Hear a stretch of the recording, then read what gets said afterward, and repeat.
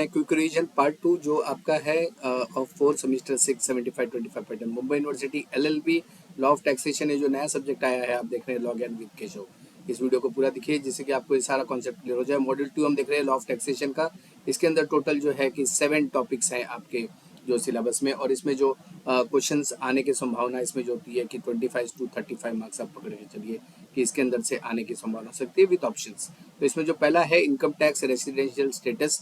जो residential status होता है व्यक्ति का, उसी से वो डिसाइड करता है कि उस पर टैक्स कितना लगेगा और किस उस पर टैक्स लगेगा या नहीं लगेगा।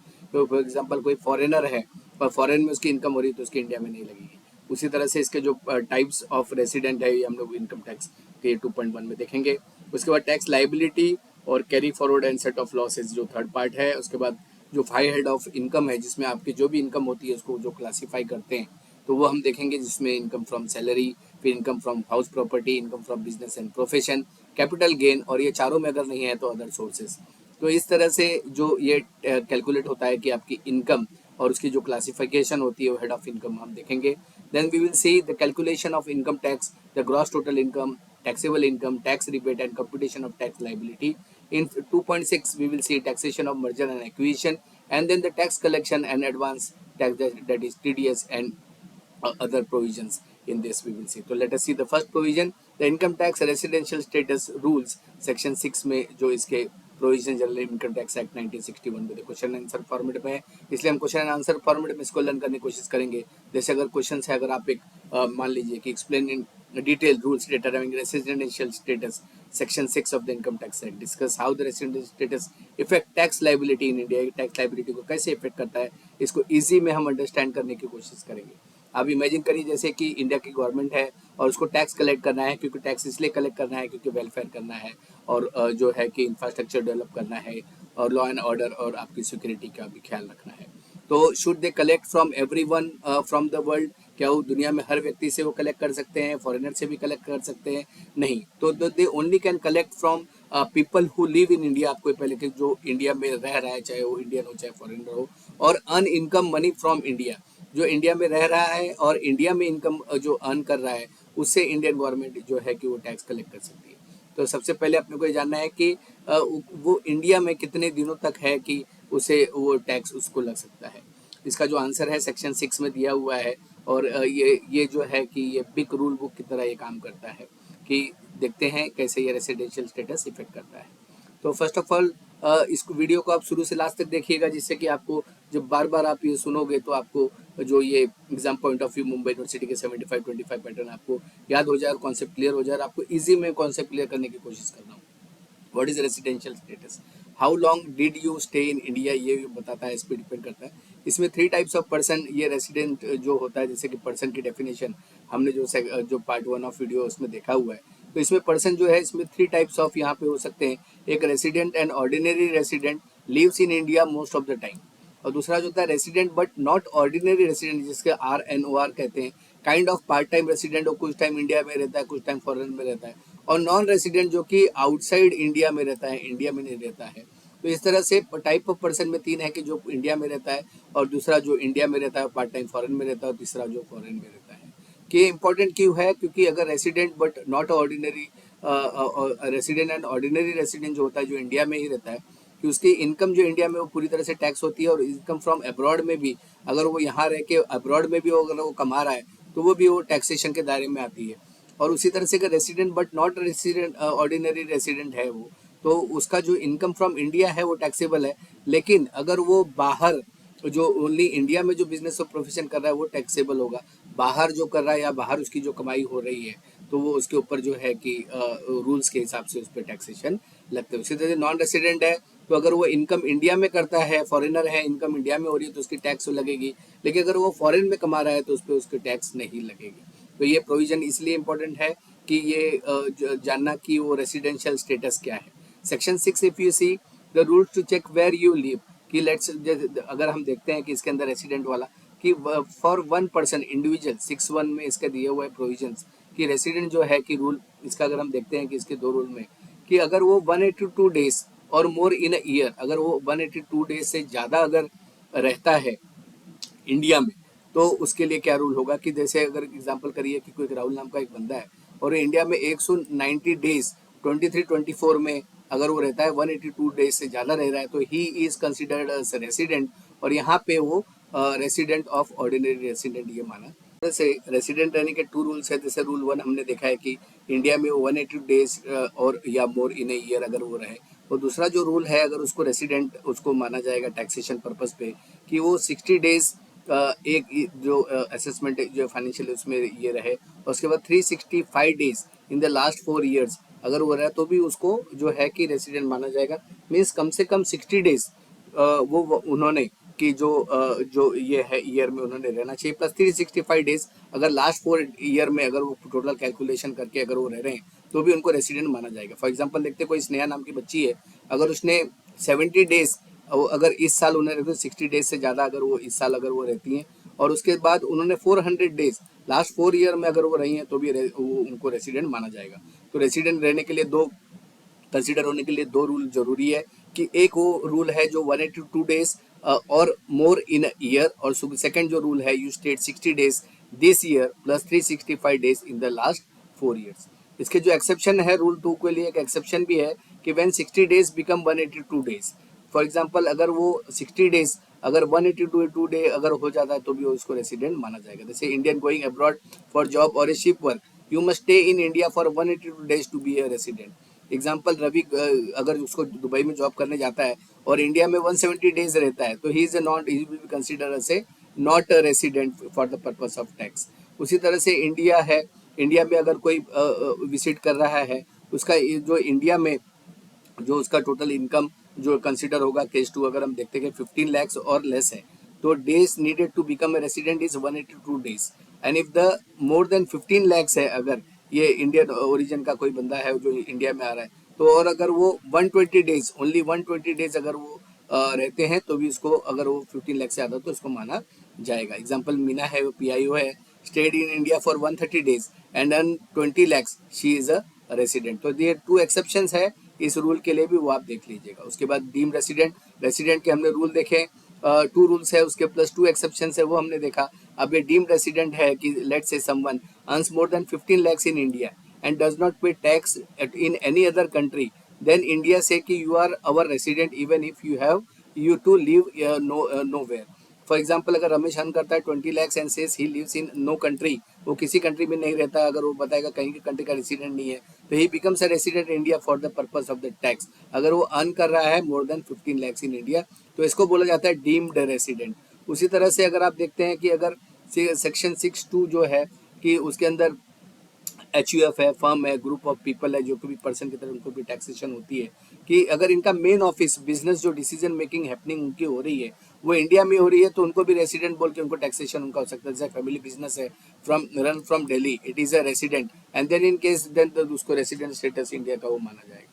उसी तरह से सेक्शन 6 है, सबसेक्शन 3 जो है कंपनी को रेसिडेंट माना जाता है if it is in Indian company और इट्स मेन डिसीजन मेकिंग जो है उसका दो प्लेस ऑफ इफेक्टिव मैनेजमेंट अगर उसका इंडिया में हो रहा है, तो भी उसको रेसिडेंट पर्पस यहाँ माना जाएगा टैक्सेशन पर्पस के लिए। फॉर एग्जाम्पल XYZ है कि लिमिटेड है, फॉरेन कंपनी है, but all work is manage from Mumbai, it is resident. उसी तरह से सेक्शन 6(4) है कि other person if any other person has controlled और decision happening in India, they are resident to.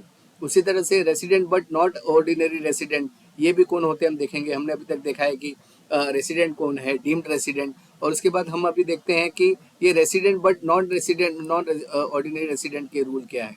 तो इसका जो पीपल जो इंडिया में रिसाइड करते हैं बट नॉट रेगुलरली, वो आते जाते रहते हैं फॉरेन कंट्री में, उनको बोलते हैं resident but not ordinary resident. पर उसके कुछ रूल्स है, उसके कंडीशंस है। What are this conditions? The condition 1 is non resident in 9 of last 10 years. For example, Lata worked abroad for 9 years, then she will be considered as a resident but not ordinary resident. अगर वो stay करती है 729 days in last 7 years, तो 729 days is very important. And कि अगर वो stay करता है तो भी जैसा का स्टेट 700 डेज, तो इसको भी resident but not ordinary resident माना जाएगा, क्योंकि ये 729 डेज इन्होंने कंप्लीट नहीं किया। तो प्रॉब्लम टाइप ऑफ क्वेश्चन जो है सिचुएशन बेस्ड है, उसमें आपको क्वेश्चन पूछा जा सकता है इस तरह का। तो ये सब डेज की जो नंबर ऑफ डेज है वो आप एकदम इंपॉर्टेंट याद रखिए। डीम रेसिडेंट है जैसे 122 से 182 डेज प्लस 15 लैक्स अगर इनकम है, तो जैसे एग्जाम्पल लेके Rani visited 130 days, earn rupees 16 lakh, then for the tax purpose she is the resident but not ordinary resident. Summary अगर हम देखते हैं इसका, who is a resident, who is not a resident, कि एकदम सिंपल रूल है। इसके कंडीशंस अगर हम देखते हैं कि जो डीम्ड के भी है और इसके भी, कि अगर कोई व्यक्ति 182 डेज या मोर अगर रहता है तो उसको रेसिडेंट माना जाएगा। जैसे मिस्टर स्टेट 190 डेज, तो इसको रेसिडेंट माना जाएगा टैक्सेशन पर्पज के लिए। सेकंड जो रूल है कि state less than 60 days in this year plus 365 days in last 4 year, तो भी उसको रेसिडेंट माना जाएगा। कि अगर वो 60 डेज या उससे ज़्यादा अगर वो इंडिया में उस साल रहता है, plus 365 days in last 4 years अगर वो रहता है, तो भी उसको रेसिडेंट माना जाएगा। फॉर एग्जाम्पल मिस्टर बी है, 75 डेज इस साल है, प्लस 400 डेज वो लास्ट 4 ईयर्स में अगर वो रहे, तो उनको रेसिडेंट माना जाएगा। उसी तरह से Indian living for a job abroad state 180 days और मोर, तो इनको भी रेसिडेंट माना जाएगा। जैसे मिस्टर सी लेफ्ट इंडिया स्टेट 183 डेज, क्योंकि अभी 182 से ज़्यादा है, तो इसको भी इसमें माना जाएगा। तो पहला रूल याद रखिए 182 डेज। दूसरा रूल कि आप इस साल 60 डेज से कम से कम रहते हैं, प्लस लास्ट 4 सालों में 365 डेज अगर आप रहते हैं, और अगर पीआईओ है, person of Indian origin, PIO मतलब person of Indian origin visiting India, plus 15 lakhs और ज़्यादा इनकम है, अगर वो स्टे करता है 182 डेज तक, तो भी 120 डेज कम से कम या उससे ज़्यादा, तो भी इसको रेसिडेंट माना जाएगा। फॉर एग्जांपल मिस्टर ई है, ये पर्सन ऑफ इंडियन ओरिजिन है, वो state 130 days and earned 20 lakh rupees, मतलब 15 लाख रुपए से ज़्यादा अगर वो अर्न करता है, तो भी उनको रेसिडेंट माना जाएगा टैक्सेशन के पर्पज से। उसी से नॉन ऑफ द अबव कोई है तो नॉन रेसिडेंट माना जाएगा। मिस्टर एफ स्टेट 50 डेज, तो उसको नॉन रेसिडेंट माना जाएगा। एग्जाम्पल हम देखते हैं, अगर मोर एग्जाम्पल आपको देखने हैं सिंपल, कि Mr J resident of ordinary resident है, earns 5 lakhs in India and 8 lakhs abroad, all is taxed in this case. उसी तरह मिस्टर के है, ये resident but not ordinary resident है, अर्न्स मनी अब्रॉड, तो foreign salary is not taxed. उसी तरह से मिस्टर एल अगर है, वो नॉन रेसिडेंट है and 3 lakhs from India and 10 lakh abroad, only 3 lakhs will be taxed. इसके कुछ कोर्ट केसेस भी है जो आप लिख सकते हैं। K P Varghese versus income tax office का ये केस था। Rule must be fair, don't charge unfair tax, इसमें ये बताया गया था। उसी तरह से ये आज़ादी बचाओ आंदोलन वर्सेस यूनियन ऑफ इंडिया में, if company runs from outside India not a resident, ये इसमें बताया गया था। उसी तरह धीरज लाल ठाकुर ठक्कर केस है, ठाकुर केस, इसमें can't escape tax by saying that I live nowhere, तो हमको टैक्स कहीं नहीं लगेगा, ऐसा वो नहीं बताया जा सकता। ये तीन ऐसे कुछ आप केस लॉ भी आप लिख सकते हैं। अगर सेक्शन 6 आप देखते हैं कि इसके अंदर जो रेसिडेंशियल स्टेटस बहुत इंपॉर्टेंट होता है, कि उसे वो टैक्स उसको कितना लगेगा और लगेगा कि नहीं लगेगा, ऐसे रेसिडेंट लगेगा या ऐसे फॉरेनर लगेगा, और ये who you are living where this year, उसके ऊपर ये टैक्स बेस्ड होता है। For example if you stay long enough you pay tax all of your income. If you don't stay much, India only taxes the money you earned here. तो ये हो गया पहला पार्ट, हमने देख लिया है कि इंडियन रेसिडेंशियल स्टेटस, इसके हमने पार्ट्स देखे हैं कि जो रेसिडेंट है, डीम रेसिडेंट है, या फिर रेसिडेंट ऑफ ऑर्डिनरी रेसिडेंट है, या रेसिडेंट और नॉन ऑर्डिनरी रेसिडेंट है, उसका क्या उस पर इफेक्ट होता है टैक्सेशन के स्लैब पे, ये भी हमने उसमें देखा है। अब देखते हैं सेकंड पार्ट, देखते हैं टैक्स लायबिलिटी। हम इस टॉपिक में देखेंगे अभी वाले जो हम सेक्शन है उसके अंदर, जिसमें exemption deduction related to individual expenses of income, rebate, deemed income and clubbing of income, इसको हम डिटेल में देखने की कोशिश करेंगे। तो इसके जो क्वेश्चन एंड आंसर फॉर्मेट में देखते हैं, वेरियस प्रोविजन हम इस पर देखेंगे, इसमें रिलेशन ऑफ इंडिविजुअल जो अंडर इनकम टैक्स एक्ट है, explain the provision related to exemption, deduction, rebate, deemed income expense and clubbing of income. ये बहुत इंपॉर्टेंट हो जाता है, बिकॉज इनकम टैक्स एक्ट में who earns income is liable to pay income tax depending on the amount of sources of the income. However, the law provides several relief, उसको मिलते हैं, adjustment मिलते हैं, एक्सेप्शन, डिडक्शन, रिबेट, ये अलग अलग चीज़ें हैं। इसको हम जानने की कोशिश करेंगे इजी लैंग्वेज में, क्यों रिड्यूस करता है बर्डन के टैक्स को जब उसको एक्सेप्शन मिलता है, डिडक्शन मिलता है, रिबेट, इसमें बहुत फर्क है। लेकिन additionally to prevent tax evasion, अगर टैक्स की चोरी बचाने के लिए act includes provision like clubbing of income, deemed income, ये सब भी प्रोविजन इसके अंदर दिए हुए। तो आइए देखते हैं एक्सेम्पशन क्या है, डिडक्शन क्या है, रिबेट क्या है, deemed income, clubbing of income, allowable expenses, इसको जानना बहुत जरूरी है। तो एक्सेम्पशन जो होता है, तो income which is completely free from tax, means उसके ऊपर टैक्स लगेगा ही नहीं। जैसे एग्रीकल्चर इनकम, वो एक्सेम्पशन है, वो ऐसी आय है जिस पर कोई टैक्स नहीं लगता। अशी उत्पन्न जी संपूर्णपणे करमुक्त आय असते, अशी ती इनकम असते। इसके एग्जाम्पल देखेंगे, agriculture income, scholarship received by the student, तो ये जो उसको इनकम मिलती है, ये पूरी तरह से एक्सेम्पशन होती है, इसके ऊपर टैक्स लगता ही नहीं। उसी तरह से डिडक्शन, लेकिन अब ये डिडक्शन जो है, उसमें amounts you can subtract from total income to reduce tax. ये जो डिडक्शन लेते हैं, फॉर एग्जांपल आपने एटीसी या एटीटी मेडिक्लेम आपने ले रखी है, तो आपको जो डिडक्शन मिलता है उसको बोलते हैं डिडक्शन। लेकिन ये जो तो कि इसके ऊपर भी जो टैक्स जो आपकी टोटल इनकम होती है उसको कम करने के लिए ये काम आता है। ये जो एक्सेम्पशन होता है ये इसमें टैक्स स्लैब में काम आता है। और ये डिडक्शन जो होता है कि इसमें जो टोटल आपका डिडक्ट आप कर सकते हो उसके अंदर से आपके टोटल इनकम में से। रिबेट होता है कि discount on the final tax payable, जब लास्ट अमाउंट आती है टैक्सेबल पेएबल, जैसे कुल टैक्स में मिलने वाली छूट, उसको आप बोलते हैं रिबेट। इसमें एग्जांपल देखते हैं तो 87A section 87A income tax act का है। Your if your income is less than 7 lakh, the rebate you get is 25,000। Means total जो इनकम अगर 7 लाख तक उसके 6.5 लाख समझो है तो उसमें 25,000 वो रिबेट ले सकता है। रिबेट मीन्स टैक्स में इतनी छूट उसको मिलती है। सीनियर सिटीजन है वे also get rebate under some conditions. तो ये रिबेट में होता है क्या होता है कि इसमें छूट मिलते हैं अंतिम कराच्या रकमेवर मिळणारी सूट म्हणजे रिबेट। उसी तरह से डीम्ड इनकम होती है income that is not actually earned but treated as a total income. इसका एग्जांपल देखें कि जैसे गिफ्ट रिसीव किया 50,000 नॉट फ्रॉम रिलेटिव, या फिर interest accrued on fix deposit but not yet received. आपने फिक्स डिपॉजिट किया हुआ है उसके ऊपर आपने अभी उसको निकाला नहीं है, वो बैंक में ही है, लेकिन अगर उसके ऊपर जो इंटरेस्ट आया है उसको आप डीम्ड इनकम बोलते हो और टैक्स पर्पस वो कैलकुलेट होता है, उस पर भी आप टैक्स भरते हो, उसको बोलते हैं डीम्ड इनकम। उसके अंदर क्लबिंग ऑफ इनकम जो है कि adding someone's income to your income for a tax purpose, that was also considers a clubbing of income. उसमें भी टैक्स लगता है। जैसे husband transfer income to wife, it will be clubbed with husband's income in this case. जैसे income from investment in a minor child name, तो minor child का जो income हो रहा है वो क्लब हो जाएगा पेरेंट्स के अकाउंट में टोटल इनकम में, तो उसको बोलते हैं क्लबिंग ऑफ इनकम। तो अलाउेबल एक्सपेंस जैसे होता है बिजनेस और profession expense which are allowed to be reduced from income. For example अगर देखते हैं rent paid to for the office या salary paid to the employee, ये अलाउेबल एक्सपेंसेस होता है जो कि आप डिडक्ट कर सकते हो आपके टोटल इनकम में से। आइए देखते हैं डिटेल में। जैसे एक्सेम्पशन हमने जाना है कि एक्सेप्शन क्या है। Exemption are the income which are not included in the total income of individual either fully और partially, they are covered under section 10। जैसे सेक्शन 10 में चले, जैसे एग्रीकल्चर इनकम हो गया, ग्रेजुटी हो गई, लिव इनकैशमेंट हो गया, हाउस रेंट अलाउंस हो गया, एजुकेशन का स्कॉलरशिप मिल रही है, लॉन्ग टर्म कैपिटल गेन है ऑन इक्विटी शेयर्स। तो ये सारी जो चीज़ें हैं कि ये फुल्ली जो आप उस पर एक्सेम्पशन ले सकते हैं जिस पर टैक्स नहीं मिलेगा। फॉर एग्जाम्पल एग्रीकल्चर इनकम है पूरी except from tax in India है, और ग्रेचुटी है तो एक्सेप्ट। अगर 20 लाख तक ग्रेचुटी आपको मिल रही है गवर्नमेंट एम्प्लॉय को तो फुल्ली 20 लाख से ज़्यादा मिल रही है तो भी उसको जो पूरा एक्सेप्ट हो जाता है टैक्स से। और अगर वो जो प्राइवेट एम्प्लॉय है तो 20 लाख तक उसको एक्सेम्पशन होता है। लीव इनकैशमेंट, अगर लीव का आपने इनकैशमेंट किया तो 3 लाख तक एक्सेम्पशन है और नॉन गवर्नमेंट एम्प्लॉय के लिए। उसी तरह से अगर हम देखते हैं कि हाउस रेंट अलाउंस आप लेते हो कि तो भी सब्जेक्ट टू कंडीशन है, उसका लिमिटेशन तो उसका स्लैब फाइनेंस एक्ट में डिपेंड करता है। उसी तरह से हम एजुकेशन स्कॉलरशिप मिलता है जो है जो स्टूडेंट्स को मिलता है वो भी फुल्ली जो एक्सेम्प्ट है इनकम टैक्स से। और उसी तरह से लॉन्ग टर्म कैपिटल गेन हो रहा है तो पार्शली वो उसमें नहीं लगता टैक्स। जैसे कोई अगर सैलरी एम्प्लॉई है वो रिसीव करता है HRA and pay rent, a portion of furniture में भी except that by reducing the total tax liability. तो हमने ये एक्सेम्पशन देखा। उसके बाद हम देखते हैं डिडक्शन।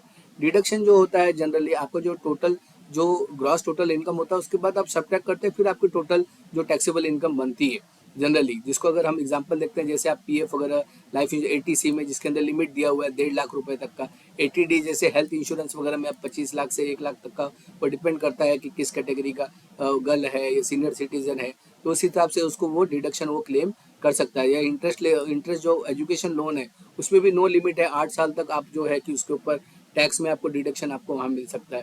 या इंटरेस्ट ऑन सेविंग अकाउंट है 10,000 तक नॉन सिटीजन के लिए वो डिडक्शन वो क्लेम कर सकते हैं। और इंटरेस्ट ऑन डिपॉजिट है सीनियर सिटीजन के लिए 50,000 तक वो डिडक्शन ले सकते हैं।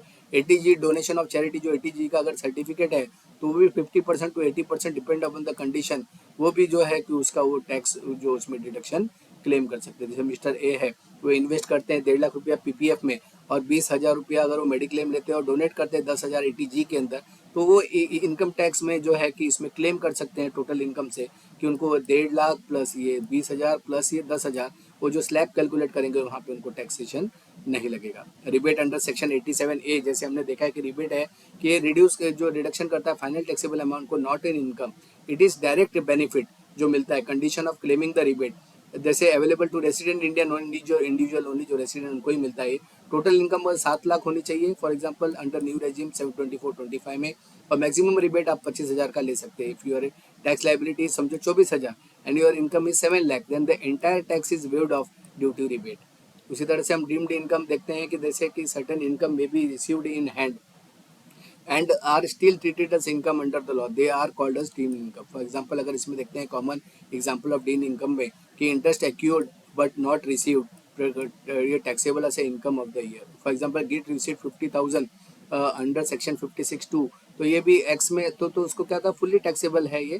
If not from the relative तो ये पूरा टैक्सेबल हो जाएगा, और रिलेटिव से मिलता है तो 50,000 तक का आपको इसके अंदर छूट आपको डीम्ड इनकम में उसको मानी जाएगी और उसको मिलती है। Profit in lieu of salary जैसे है कि इंक्लूडेड इन सैलरी इनकम, उसे क्लब्ड इनकम फ्रॉम स्पाउस और minor child at greatest assessee's income under section 64। तो मिस्टर बी रिसीव्स गिफ्ट जैसे है कि 1 लाख रुपीज का from friend, it will be deemed income and fully taxable. उसी तरह से क्लबिंग ऑफ इनकम है सेक्शन 62 64 में दिया हुआ है।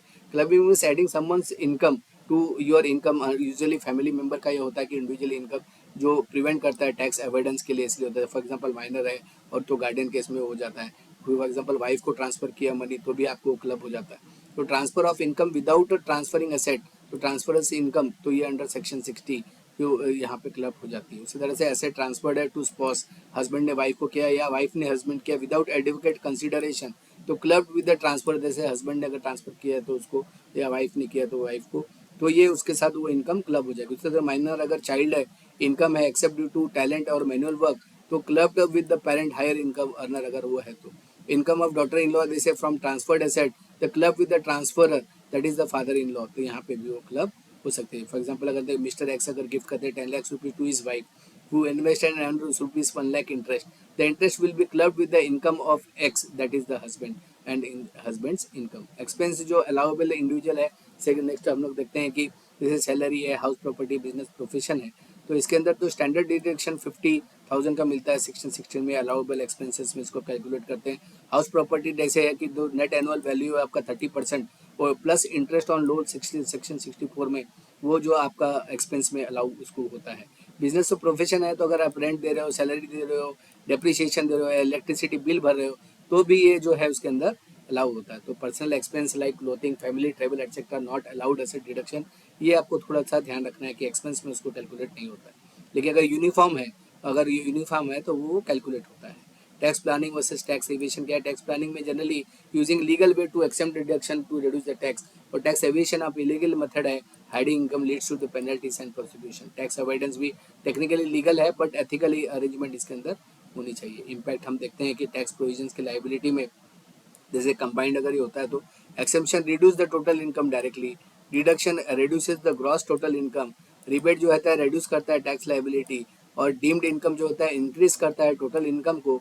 क्लबिंग प्रोविजंस जो है कि प्रिवेंट करता है मिसयूज ऑफ लोपहोल्स, और जो अलाउड एक्सपेंसेस है वो रिड्यूस करता है taxable profit for business and profession.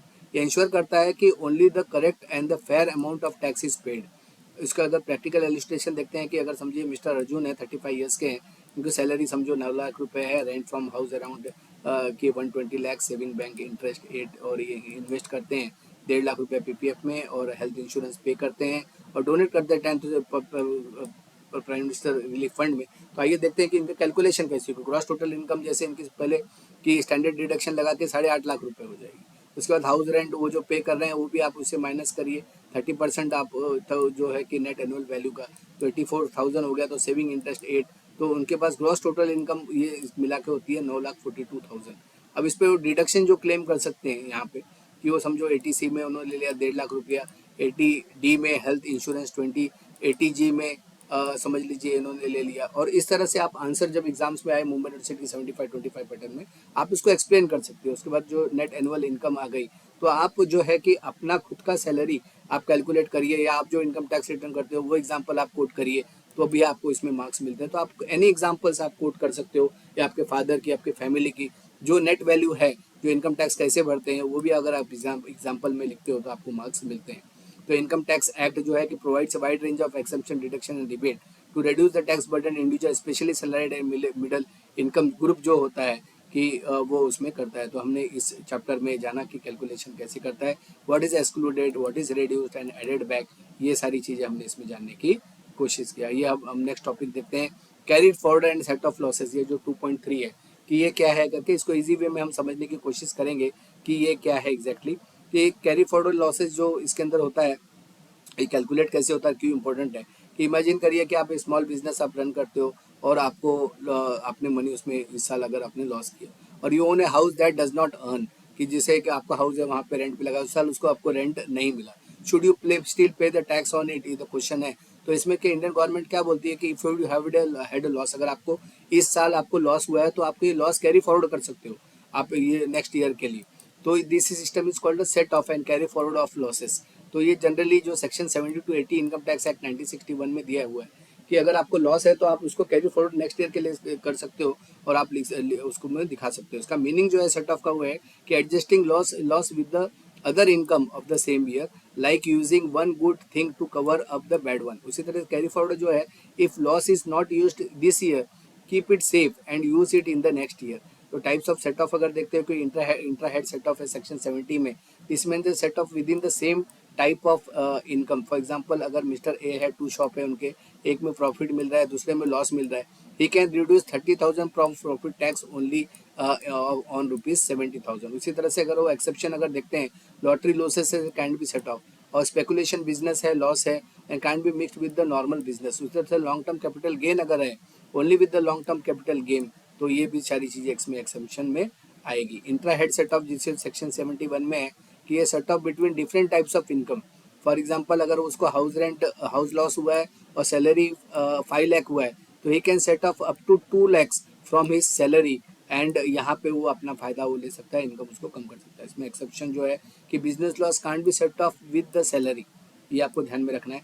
Capital gain can't be set off with the salary और द बिजनेस, ठीक है। और उसी तरह से लॉटरी एंड स्पेकुलेशन लॉस जो है, not to be adjust with any other income. तो इसके एक्सेप्शन है कि कहाँ पे वो सेट ऑफ ले सकता है, कहाँ पे नहीं ले सकता है। फॉर एग्जाम्पल यहाँ पे देखा है मिस्टर बी, इसका हाउस लॉस जो है कि 1.5 लाख रुपया है, उसकी सैलरी 5 लाख रुपये है, लेकिन यहाँ पे सेट ऑफ जो है कि वो 2 lakhs का ले सकते हैं फ्रॉम हिज सैलरी।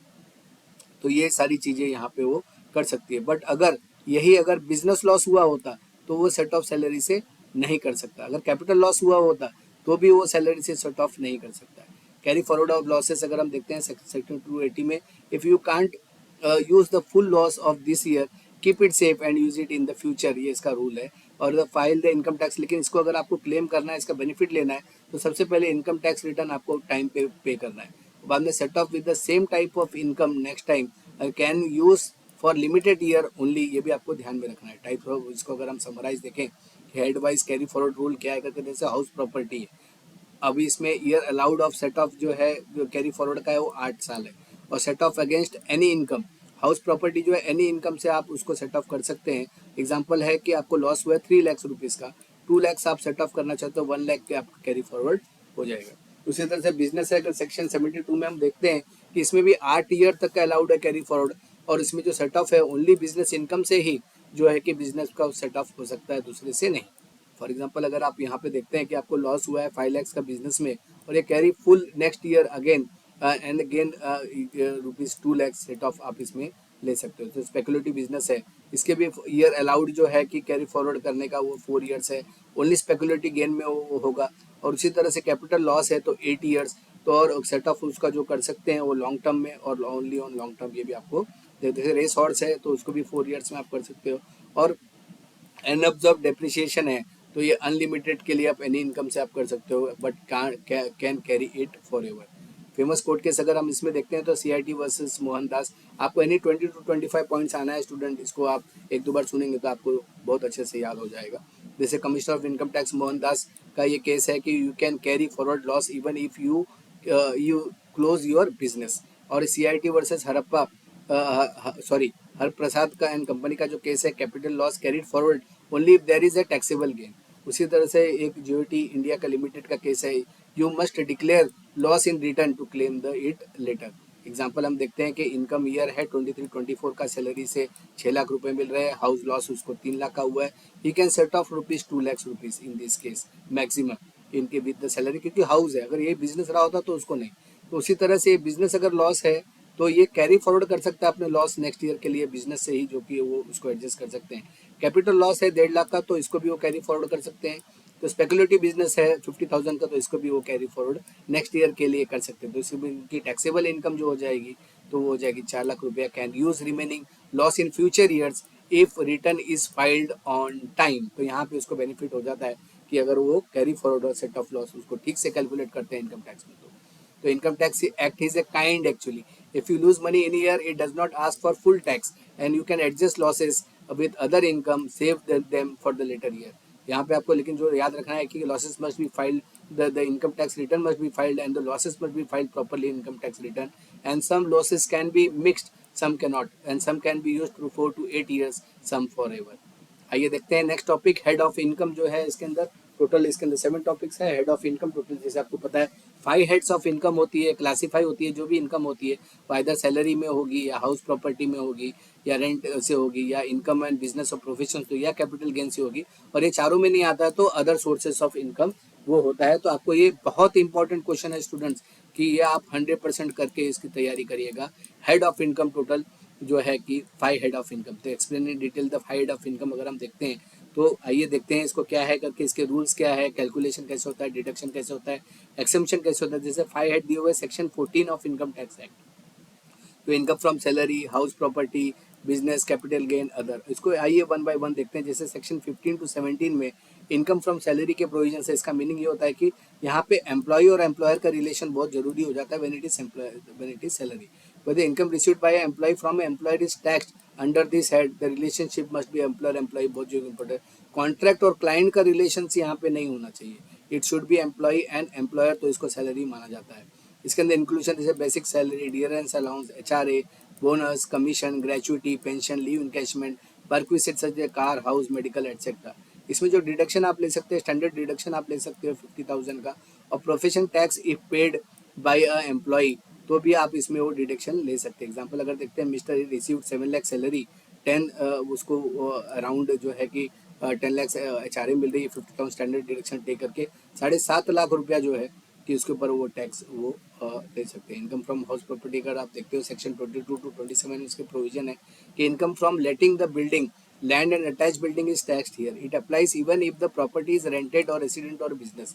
सर जो कैलकुलेशन है कि नेट एनुअल वैल्यू जो होती है वो ग्रॉस एनुअल वैल्यू की तरह होती है, प्लस माइनस म्यूनसिपल टैक्सेस अगर आप इसको करते हो तो ये जो इनकम है तो स्टैंडर्ड डिडक्शन 30% लेके इंटरेस्ट ऑन हाउस लोन आप इसमें ये टैक्स उसको कर सकते हो. इसमें सेट ऑफ ऑक्यूपाइड जो होता है नील वैल्यू होता है, बट इंटरेस्ट डिडक्शन अलाउड होता है. लेट आउट के लिए रेंट रिसीव्ड है, डीम्ड लेट आउट के लिए मोर than one house is self occupied. तो इस तरह से आप इसको लिख सकते हो. तो आपको इसमें इतना याद रखना है, इनकम फ्रॉम हाउस प्रॉपर्टी के बारे में आपको 4-5 पॉइंट 6 पॉइंट आने चाहिए कि जो जानना जरूरी हो जाता है. कभी कभी अगर ये प्रॉब्लम में आए तो उसके कैलकुलेशन आप याद रखिए कि सेल्फ ऑक्यूपाइड के लिए नील वैल्यू है बट इंटरेस्ट डिडक्शन अलाउड है, या लेट आउट जो कि आप रेंट पे दे रहे हो कि रेंट रिसीव्ड पे जो क्या प्रोविजन है, और लेट आउट और deem to be let out में मोर देन वन हाउस है, सेल्फ ऑक्यूपाइड है, तो उसके क्या प्रोविजन. फॉर एग्जाम्पल अगर हम देखते हैं कि रेंट रिसीव्ड समझ ली कि उसको 2,40,000 रुपया रेंट मिला है, म्यूनसिपल टैक्स समझो उन्होंने 20,000 रुपया भरा है, और ग्रॉस एनुअल वैल्यू जो है इसका 2,20,000 फिर हो जाता है. तो स्टैंडर्ड डिडक्शन आप इस पर 30% ले सकते हैं जो कि 66,000 होता है. तो इनकम फ्रॉम हाउस प्रॉपर्टी इसको आप माइनस करते हो तो इनकम फ्रॉम हाउस प्रॉपर्टी हो जाती है 1,54,000 जिसपे आपको टैक्स पे करना है. उसी तरह से income from business and profession के जो प्रोविजन है वो सेक्शन 28 टू 44 में दिए हुए हैं. इसका मतलब कि जो भी प्रोफेशन से, ट्रेड से, या आपको बिजनेस से आपको जो भी इनकम हो रही है उसके बारे में इसमें इंक्लूड क्या क्या करते हैं. प्रॉफिट सोल प्रोप्राइटरशिप, अगर खुद का बिजनेस है, अकेले आप उसमें पार्टनर कोई नहीं है तो भी वो इसमें आ जाएगा. इनकम फ्रॉम फ्रीलांस वर्क है या कंसल्टेंसी है तो भी इस हेड में आपको वो इनकम कैलकुलेट करना है. कमीशन इनकम हो तो भी, स्पेकुलेटिव बिजनेस है, शेयर कर रहे हैं, ट्रेड कर रहे हैं, इंटरेस्ट फ्रॉम बिजनेस कैपिटल, तो भी जो भी इतनी इनकम हो रही है आपको इस हेड में उसको कैलकुलेट करना होता है. इसमें जो अलाउड डिडक्शन है वो rent, electricity, salary, staff, depreciation of business होता है, travel communication expenses, interest on loan taken by the business. इसमें जो अलाउ नहीं करते हो पर्सनल एक्सपेंस, अगर आप करते हो कोई कपड़े वगैरह लेते हो तो नहीं, आप होटल में खाना खा रहे हो तो भी इसमें नहीं बहुत बार होती है. और penalty for the breaking the law, या कैश पेमेंट है 10,000 तक not allowed in most cases. कुछ कुछ केसेस में अलाउ होता है, जैसे आप फूड कभी खाते हो या फिर आप पार्टी रखते हो तो भी अगर वो एक्सपेंस में आप बिजनेस में दिखा सकते हो, लेकिन उसको जो रीजनेबल हो उसको आपको सारी चीज़ें बतानी होती है. ग्रॉस बिजनेस रिसिप्ट समझ लीजिए कि 10 लाख है, और लेस अलाउबल एक्सपेंसेस जो 4 लाख रुपया, तो नेट इनकम जो 6 लाख पे टैक्सेबल अंडर दिस हेड हो जाएगा. आइए देखते हैं जो नेक्स्ट है कि फोर्थ वन, जो कैपिटल गेन जो कि सेक्शन 44(5) टू 55 में दिया हुआ है. इसका मीनिंग है sale of capital asset like land हो गया, बिल्डिंग हो गया, सेल मूवेबल इमूवेबल प्रॉपर्टी अगर आप सेल करते हो, परचेज करते हो, इस capital gain under tax under this head. Short term capital gain एक होता है कि जी सेल विद इन 36 मंथ्स और 12 मंथ्स फॉर द शेयर, कि 36 मंथ के अंदर अगर आप सेल करते हो कोई भी परचेज करने के बाद, या 12 महीना जो है कि शेयर्स के लिए, तो उसको शॉर्ट टर्म कैपिटल गेन, उसको अगर वहाँ प्रॉफिट होता है आपको उसको बोलते हैं। Long term capital gain means 36 महीने से ज़्यादा अगर आप रखते हो और 24 to 12 month depending on the asset, कभी कभी वो 36 महीना है, किसी के लिए 24 महीना, 12 महीना, फाइनेंशियल जो आपकी ये बिल आती है उस पर भी ये बहुत कुछ डिपेंड करता है। तो शॉर्ट टर्म कैपिटल गेन है कि फुल वैल्यू कॉस्ट एक्सपेंस उसके अंदर जो कैलकुलेट होता है। लॉन्ग टर्म में full value minus index cost and expenses वो कैलकुलेट होता है। इसका एक्सेप्शन देखेंगे सेक्शन 54 में, gain from sale of house, reinvest अगर आप हाउस में करते हो वापस, तो आपको यहाँ पे एक्सेप्शन हो जाता है, तो आपको कैपिटल गेन में वहाँ पे टैक्स नहीं लगता।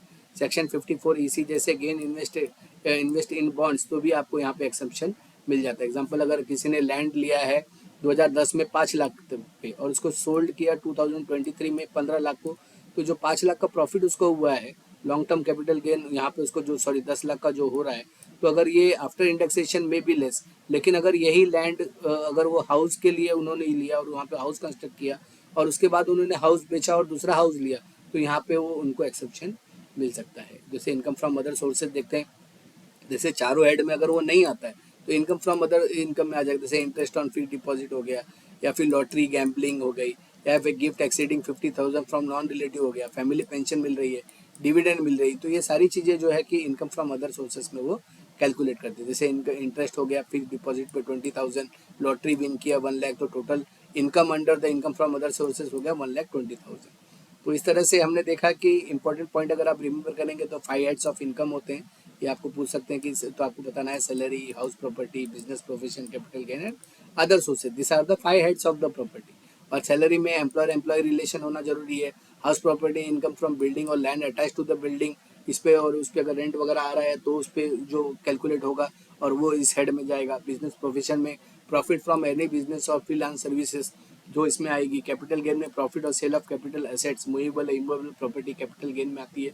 अदर सोर्सेज में residential income not covered in other heads. तो इस तरह से कंप्यूटेशन ऑफ टोटल इनकम आप करोगे तो आपको आता है कि add income of all heads gross total income, इसको बोलते हैं। पांचों हेड के जब कैलकुलेट होते हैं तो उसको ग्रॉस टोटल इनकम होता है। उस पर आप डिडक्शन ले सकते हैं, जैसे आपको बताया एटीसी एटीडी में, और जो रिजल्ट आता है उसको नेट टैक्सेबल में आप उसको लगा सकते हैं। तो इस तरह से हमने देखा कि द इनकम टैक्स 1961 जो डिवाइड करता है 5 लॉजिकल हेड्स को, make tax very clear and fair. Each different है रूल्स, जो अलाउंस के लिए, डिडक्शन के लिए, एक्सम्पशन के लिए, तो उस तरह से वो होता है। आइए इसको फर्क कंपेरेटिव चार्ट फटाफट देखते हैं। सैलरी सेक्शन 57 हम देखा, इनकम एम्प्लॉयर एम्प्लॉय रिलेशनशिप होना जरूरी है। एग्जांपल इसके basic salary, bonus, pension, gratuity, perquisite, deduction allowed, standard deduction 50,000, professional tax. Important point इसमें there must be employer employee relationship. उसी तरह से हाउस प्रॉपर्टी हम देखते हैं सेक्शन 22-27 इसके प्रोविजन है। Income from letting out A building, land attached, ये भी इसमें आ सकती है। रेंट फ्रॉम हाउस, शॉप और गोडाउन, 30% स्टैट्यूटरी डिडक्शन इसमें आप ले सकते हैं, interest on the housing loan. और ये maximum 2 lakh loss can be set of from other heads, even the national rent में बी टैक्स। इसमें बिजनेस और प्रोफेशन देखते हैं सेक्शन 28 से 44 में दिया हुआ है। प्रॉफिट फ्रॉम बिजनेस और प्रोफेशनल सर्विसेज में आप इसको ले सकते हैं, जैसे शॉपकीपर हो गया, lawyer, doctor, freelancer, trader. Expenses जहाँ पे जैसे रेंट हो गया ऑफिस का या सैलरी दे रहे हैं, इलेक्ट्रिसिटी एक्सपेंस, डेप्रिसिएशन में आप क्लेम कर सकते हो। यहाँ पे बहुत जरूरी है बिजनेस और प्रोफेशन में कि उनको प्रॉपर बुक्स ऑफ अकाउंट उनको मेंटेन होना चाहिए और ऑडिट होना चाहिए टर्नओवर का, एक्सीड द लिमिट अगर वो नहीं हो रहा तो ही आपको इसमें ज़्यादा प्रॉफिट होता है और वो ठीक से टैक्स कैलकुलेशन होता है। कैपिटल गेन जैसे सेक्शन 45-55 में दिया हुआ है। Profit from sale of capital asset है, जैसे सेल और शेयर्स, लैंड, गोल्ड, बिल्डिंग, और इसको divided into short term and long term capital different tax, जैसे कि हमने ऑलरेडी इस आंसर में देखा हुआ है। अदर सोर्सेस है जैसे कि रेसिडेंशियल इनकम है but not falling under any other head, जैसे इंटरेस्ट हो गया, FD, saving, lottery winning, deduction from family with pension, act injury head और द कैजुअल, इस तरह से होता है। इस तरह से 5 हेड ऑफ इनकम बहुत इंपॉर्टेंट, स्टूडेंट 2-3 बार इसको सुनिए और इसको आप अच्छे से आप एग्जाम में लिखिए, तो आप अच्छे से आपको मार्क्स इसमें मिल जाएंगे। तो आपको इसको बहुत अच्छे से मुंबई से 75-25 पैटर्न जो टैक्सेशन नया सब्जेक्ट है उसका बहुत फेवरेट क्वेश्चन इसको माना जा रहा है। तो सैलरी फ्रॉम ये एम्प्लॉयर है, house property from letting out business. तो इस तरह से हमने यूजफुल समरी अगर देखते हो आप बना के रखिए तो उसके लिए आपको ये ईजी हो जाएगा। दोस्तों फ्रेंड्स, मैं इसलिए फटाफट बोल रहा हूँ कि वास्ट सब्जेक्ट है, इसमें काफ़ी सारे टॉपिक्स हैं, तो इसलिए जल्दी जल्दी इसलिए कर रहा हूँ कि जल्दी जल्दी आप सुनोगे तो जल्दी जल्दी आपका रिवीजन होगा। ये रिवीजन लेक्चर है। और उसके बाद calculation of gross total income आपके जो सिलेबस में है, taxable income, tax rebate and computation of tax liability. आइए देखते हैं ये कैसा इसका कैलकुलेशन है। Calculation of gross total income, taxable income, इसके बारे में हम देख रहे हैं। तो एवरी इंडिविजुअल जो अर्न करता है मनी, तो इनका इनकम जो टैक्स वो होता है, जैसे कि टोटल इनकम जो उसकी होती है, तो सब जो 5 हेड के मिला की जो पांचों हेड जब मिलता है तो ग्रॉस टोटल इनकम होता है, जिसको आप जीटीआई बोलते हैं। उसके बाद वो टैक्सेबल इनकम, जब एक्सेम्पशन और डिडक्शन उसमें क्लेम होता है तो टैक्सेबल इनकम वो बनता है। उसके बाद टैक्स रिबेट, अगर वो एलिजिबल है तो उसको टैक्स रिबेट वो ले सकता है। उसके बाद फाइनल टैक्स लाइबिलिटी बनती है। जनरली टैक्स का कैलकुलेशन कैसे होता है, उसकी कैलकुलेशन कैसे होती है, वो जनरली इस मॉड्यूल में वो पूछ रहे हैं। तो आइए देखते हैं मॉड्यूल जो 2.5 है इसके बारे में। तो इसको अंडरस्टैंड करने के सकते कि accurate tax calculation and help the taxpayer to claim the benefit and the exception, deduction और रिबेट, ये कैसे क्लेम करेंगे इसके बारे में सारा चीज़ें डिटेल इसमें दी हुई है। तो देखते हैं, देखिए जैसे total gross total income GTI क्या होता है, कि इसका डेफिनेशन जो है, ये sum of income calculated under all 5 heads of income before allowing the deduction, before allowing the deduction then it is the gross total income. इसके 5 हेड ऑफ इनकम, जैसे हमने ऑलरेडी देखा हुआ है कि सैलरी से लेकर अदर सोर्सेज तक। तो सबसे पहले जो इसको कैलकुलेशन करना है, तो इसका स्टेप 1 ये है कि जो पांचों हेड है उसके आप टोटल कर लीजिए, और उसके बाद apply the intra head set of, इसको आपको लगाना है कि जैसे लॉस फ्रॉम हाउस प्रॉपर्टी है, can be set of against the salary and other income, so adjust the house property loss from the salary other house. तो इसको आपको कर लेना। उसके बाद एड ऑल द हेड्स, तो आपको ग्रॉस टोटल इनकम मिलता है। तो इस तरह से अगर आपका जो पर्सनल सैलरी आ रही है, आपका किसी का अगर आ रहा है, उसका आप कैलकुलेशन दिखाते भी हो, तो आप इस तरह से अगर उसको दिखाते हो तो भी ये आपको एग्जाम में आपको मार्क्स मिलेंगे। तो व्हाट इज टैक्सेबल इनकम, उसके बाद आता है कि taxable income is the most important which tax is finally calculated after deduction, allowable deduction जिसको आप बोलते हो अंडर चैप्टर 6। तो डिडक्शन जो एलिजिबल टैक्सेशन जो है इसका चैप्टर 6A में जैसे इसके दिए हुए हैं, कि समझो आपने पीपीएफ में भरा है या पॉलिसी से आपकी मेडिक्लेम है, तो उसके वेरियस रूल्स है। 80C में, 80D में जैसे मेडिक्लेम आता है, 80D में इंटरेस्ट फ्रॉम सेविंग अकाउंट, तो ये जो है 1.5 लाख तक यहाँ पे जो एक्सेम्प्ट है, जो आप इसको डिडक्शन ले सकते हैं आपको टोटल ग्रॉस टोटल इनकम में। तो जो बचेगा वो आपको जो है कि टैक्सेबल इनकम कम हो जाएगी। उससे जैसे 80-20 mediclaim depends upon the age of the person also इसमें होता है। जैसे टैक्सेबल इनकम जो है ग्रॉस टोटल इनकम में जो डिडक्शन होती है और जो बच जाता है वो टैक्सेबल इनकम हो जाता है। टैक्स रिबेट देखते हैं क्या करके। तो टैक्स रिबेट है इसकी डायरेक्टली जो रिड्यूस होता है फ्रॉम टैक्सेबल इनकम में। जैसे एलिजिबिलिटी 23-24 का अगर देखते हैं, कि अगर वो जो रेसिडेंट इंडिया का है और टैक्सेबल इनकम उसका समझो 7 लाख से ज़्यादा है अंडर द न्यू रेजिम, तो 25,000 तक का वो जो है कि वो इसके अंदर रिबेट ले सकता है if eligible. Entire tax is waived for, अगर समझ देखते हैं कि रोहन जिसका इनकम 7 लाख रुपए है, so no rebate applicable in this case. अगर इसका रूल यही है कि जो 7 लाख से कम होना चाहिए, और 7 लाख से कम अगर इनकम है तो उसमें वो सीधा सीधा वो जो टोटल उसका इनकम आ रहा है, कि उसमें से 25,000 वो माइनस वो मैक्सिमम टैक्स रिबेट वो ले सकते हैं। उसके तरह how to calculate tax liability अगर हम देखते हैं, कि स्लैब रेट जो 23-24 का है अप टू 2.5 लैक्स नेल, 2.5 का 5%, 5 लैक्स से 10%, 20%, उसके अराउंड 10 लैक्स के लिए 30%। उसके बाद जो टैक्स स्लैब जो होता है इसमें एजुकेशन सेस भी उसके बाद लगता है, वो आप उसमें लगा के आप फाइनल कैलकुलेशन आप इस तरह से आंसर आप बना सकते हो और आंसर लिख सकते हो। तो इसको कंक्लूड अगर करें तो gross total income, taxable income, tax liability is essential for every tax payer and tax profession by following the systematic approach. तो इस तरह से आप ये आंसर लिख सकते हैं। आइए देखते हैं जो नेक्स्ट वन है, taxation in case of merger and acquisition.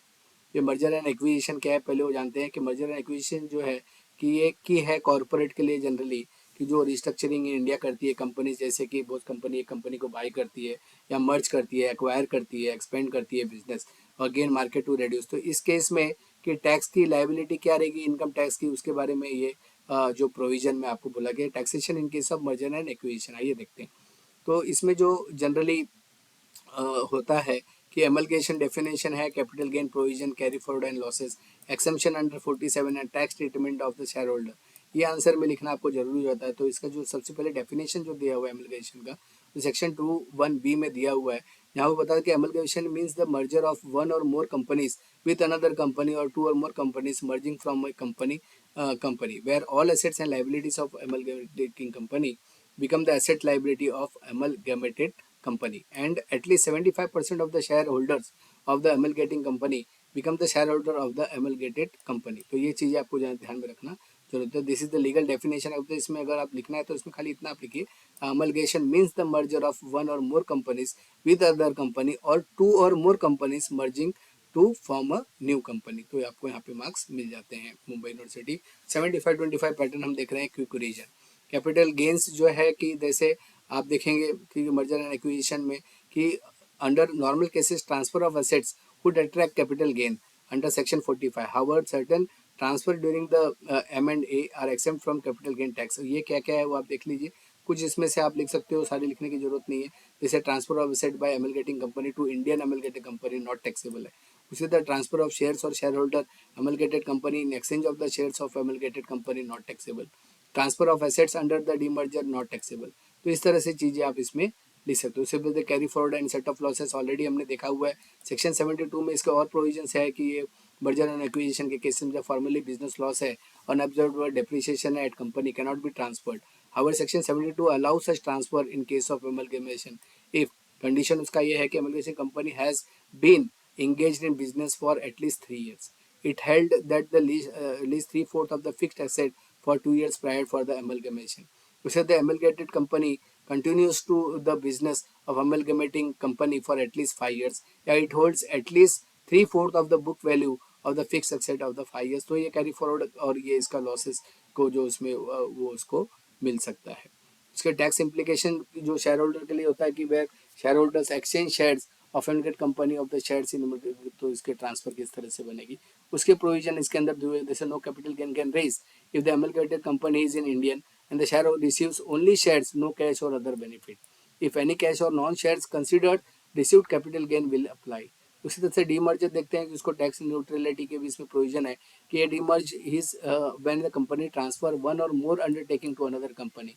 Section 2 में देखते हैं जैसे डेफिनेशन दिया हुआ है डीमर्जर का, a qualify as a tax neutral demerger condition similar to amalgamation must be met including transfer of assets and liabilities proportionate share holders and continuity. तो ये इस तरह के आंसर आप इसमें लिख सकते हैं। और कॉस्ट एंड प्रॉफिट जो पीरियड ऑफ होल्डिंग जो इसमें दिया हुआ है, तो कॉस्ट ऑफ एक्विजिशन जैसे cost of original shares and period of holding include the period of holding of original shares. Other tax expect जो इसके होते हैं जैसे स्टैम्प ड्यूटी हो गई may be payable on the merger order, जैसे minimum alternate tax है even the company has no tax payable income due to carry forward of losses it may able to pay जो उसका minimum alternate tax है under section 115 JB. तो जो TDS और GST जो इसमें लगेगा उसी तरह से लगेगा। तो no TDS is applicable of share exchange if except under 47। तो इस तरह के प्रोविजन आप इसमें लिख सकते हैं। ये वाला जो टॉपिक कुछ जो कॉमर्शियल बैकग्राउंड से नहीं है बच्चे तो उनको थोड़ा सा टफ जाता है, बट ये जनरली आपको इतना याद रखना है कि इसमें यानी 5 to 10 पॉइंट्स आप याद कर लीजिए तो आपको बहुत इजी हो जाएगा। तो ट्रांसफर ऑफ एसेट जैसे है कि इसमें एक्सेप्ट है, shareholder receive shares in exchange except है, कैरी फॉरवर्ड लॉसेस एक्सेप्ट है, डीमर्जर ट्रांसफर है एक्सेप्ट है, कैपिटल गेन है तो ये भी टैक्सेबल है। इस तरह से आप इसमें आंसर लिख सकते हैं। आइए और एक इंपॉर्टेंट टॉपिक करते हैं, tax collection deduction at source and advance tax. ये इंपॉर्टेंट टॉपिक है, इसको भी आपको बहुत अच्छे से आप लोग करके जाइएगा एग्जाम में। तो ये आप लोगों को नॉलेज पॉइंट ऑफ व्यू भी बहुत इंपॉर्टेंट है। The Indian taxation system is largely based on the principle pay as you earn. To ensure a regular जो timely collection है taxes का इनकम टैक्स एक्ट में 1962 has introduced the TDS system और TCS system और advance tax system. तो ये system जो है आपको पता है कि TDS है टैक्स डिडक्शन सोर्स या टैक्स कलेक्शन एट सोर्स या एडवांस टैक्स। इसके बारे में हम डिटेल में देखते हैं। जैसे TDS है, इसका मीनिंग क्या होता है? TDS system where the tax is deducted at the source of income by the person making payment and deposit to the government on behalf of the pay. इसका जो रिलेवेंट सेक्शन है 192 से 196 D में दिया हुआ है। इसके की फीचर जो है कि applicable to the specific payment जैसे सैलरी है, इंटरेस्ट है, कमीशन है, रेंट है, प्रोफेशन है, फीस है, डिविडेंड एटसेट्रा। यहाँ पे डिडक्टर किसको है? Deductor is the person making the payment और इसमें डिडक्टी जो होता है person receiving the income in case of TDS. जैसे टीडीएस काटता है जो एम्प्लॉयर काटता है तो डिडक्ट ही हो गया और जिसका टीडीएस कट रहा है वो डिडक्टर हो गया। तो deposit means the deducted tax must be deposited with the income tax department with the due dates. TDS return जैसे deductor must file the periodic returns and issue form 1616A to deductee. इसके जो common TDS rates है जैसे salary के section 192 as per slab वो उसको deduct होता है। इंटरेस्ट फॉर्म एफडी है 10% है। ये डिपेंड करता है कि आपका जो फाइनेंस बजट है उसके अंदर किस तरह दिया हो उस तरह से उसको जो वहाँ पे टीडीएस पे करना पड़ता है। उसी तरह से टैक्स कलेक्टेड एट सोर्स है कि TCS applicable where the seller collects tax from the buyer at the time of sale of the specific goods or service and deposit it to the government. जैसे इसके relevant section है 20 जो इसमें covers करता है TCS पे। जैसे tax collected at source है, अल्कोहल और लिक्विड पे 1%, इसका थ्रेशोल्ड लिमिट नहीं है। जैसे स्क्रैप है, उस पर 1% है। तो टीसीएस जो होता है एप्लीकेबल, सेलर कलेक्ट टैक्स, जो सेलर जो होता है वो कलेक्ट करता है फ्रॉम द बायर, जो बायर उससे वो कलेक्ट करता है उसको बोलते हैं टीसीएस। वही जनरली स्क्रैप में, अल्कोहल में या सेल ऑफ मोटर व्हीकल में जो 10 लाख से कम है तो 1% है। ओवरसीज टूर पैकेज है उसका 50%। तो इस तरह से वो वहाँ पे लगता है। उसी तरह से एडवांस टैक्स जो है कि ये क्या है, the advance tax is the payment of income tax installment during the financial year itself instead of the paying lump sum at a year end. तो ये क्या करते हैं कि एडवांस टैक्स वहाँ पे वो पे कर देते हैं। फॉर एग्जाम्पल इसके जो प्रोविजन है 2007 और 219 में दिए हुए कि who should pay the advance tax, with every person individual firm or company etc who estimate tax liability 10,000 or more to the TDS, और सीनियर सिटीजन जो है 60% plus year not having the business income are except. The advance tax का जो due date होता है, तो first जो instalment होता है 15 जून, 15% ऑफ टोटल एस्टिमेट इनकम में वो पे करना होता है। और सेकंड जो होता है 15 सितंबर, जैसे 45% कम्युलेटिव। और थर्ड जो होता है वो 15 दिसंबर, 75% ऑफ कम्युलेटिव। उससे तो फोर्थ जो होता है 15 मार्च में 100% ऑफ बैलेंस जो आप उसको पे करते हैं उसको बोलते हैं एडवांस टैक्स। तो कॉन्सिक्वेंस ऑफ नॉन पेमेंट अगर करते हैं आप तो इंटरेस्ट लगता है आपको 1% पर मंथ शॉर्टफॉल अगर होता है। तो इस तरह से हमने टीडीएस दो टैक्स कलेक्टर सोर्स और एडवांस टैक्स के कि इसके हम समरी देखते हैं कि हु पेज। जैसे टीडीएस कौन पे करता है, पेयर पे करता है, इसमें इसको डिडक्टर बोलते हैं। कब पे करता है, at the time of payment TDS करता है। What are charges online salary interest rent pay TDS करता है। रेट जो होता है एज पर सेक्शन होता है इसमें। इसमें जो फॉर्म इशू करते हैं टीडीएस के लिए फॉर्म 1616 होता है। बेनिफिट क्या होता है गवर्नमेंट को इसमें कि रेगुलर टैक्स इनफ्लो होता है। उसी तरह टैक्स कलेक्टेड एट सोर्स देखते हैं, उसको पे कौन करता है, seller collector at the time of sale वो करता है। जैसे लिक्वर हो गया, स्क्रैप हो गया। और फिक्स्ड पर टर्म होता है जो टैक्स कलेक्टर सोर्स को। इसका जो फॉर्म लगता है 27D लगता है, तो ट्रैकिंग लार्ज ट्रांजेक्शन बहुत ईजी हो जाता है गवर्नमेंट को। एडवांस टैक्स उसी तरह देखते हैं कौन पे करता है, टैक्स पेयर हिमसेल्फ पे द टैक्स, और क्वार्टरली इन एडवांस वो पे करते हैं ऑन ऑल टैक्सेबल इनकम, ये उसको भरा जाता है। और इसको अगर रेट देखेंगे तो based on the total estimated income financial year में जो भी डिसाइड करते हैं। और इसमें नो फॉर्म चलान वगैरह इसमें नहीं होता एडवांस टैक्स में। जैसे 27D टीसीएस दो टैक्स कलेक्टेड सोर्स में टीडीएस के लिए 16A मिलती है, तो आपको एडवांस टैक्स के लिए कोई चलान जनरेट जनरली नहीं होता है। बेनिफिट गवर्नमेंट को क्या है, less burden at the year and और बिकम्स इजी। तो ये सारी चीज़ें इसमें आ जाती है। जैसे credit of the TDS available 26AS में आप ये चेक कर सकते हैं। अगर इसमें कुछ केस लो आपको लिखना है तो आप लिख सकते हैं कमिश्नर इनकम टैक्स जैसे लिखा कि TDS obligation applies in if this heavily paid abroad but services rendered in India. Ajit Ram का जैसे कैसे interest under section 234B applicable even if the delay is not intentional. तो इस तरह से हमने देख लिया कि टाइमली कलेक्शन ऑफ रेवेन्यू के लिए TDS TCS advance tax easy हो जाता है। रेगुलर कैश वो गवर्नमेंट के लिए हो जाता है। मॉनिटरिंग हाई वैल्यू ट्रांजेक्शन है, reduces burden at the end of the financial. थोड़ा फास्ट गया हूँ स्टूडेंट, थोड़ा ट्राई सब्जेक्ट है, थोड़ा सा जो है कि इसको आप दो तीन बार अगर आप पढ़ोगे तो जिससे कि आप इससे अच्छे पॉइंट आप लिख सकें कि आप लोगों के लिए वीडियो बनाया गया है। अच्छे से आप लोग करिए, आप लोगों का फायदा होगा। तो इस तरह से हमने जो मॉड्यूल 2 देखा है कि थोड़ा सा ड्राई है, और 3 और 4 ज़्यादा इंटरेस्टिंग और इजी है। तो उसको मैं बहुत जल्दी वो वीडियो आप लोगों के रिलीज़ करूँगा। अलग सब्जेक्ट के भी मैं ट्राई करूँगा कि आपके लिए वीडियो रिलीज़ करूँ। But I think I will be able to do भारतीय साक्ष्य अधिनियम जो ऑप्शनल सब्जेक्ट है उसके बनाना थोड़ा मुश्किल होंगे, क्योंकि मैं थोड़ा बिजी चल रहा हूँ। आप लोग अच्छे से पढ़ाई करिए, स्वस्थ रहिए, मस्त रहिए। All the best to you. Good day. जय हिंद, जय भारत।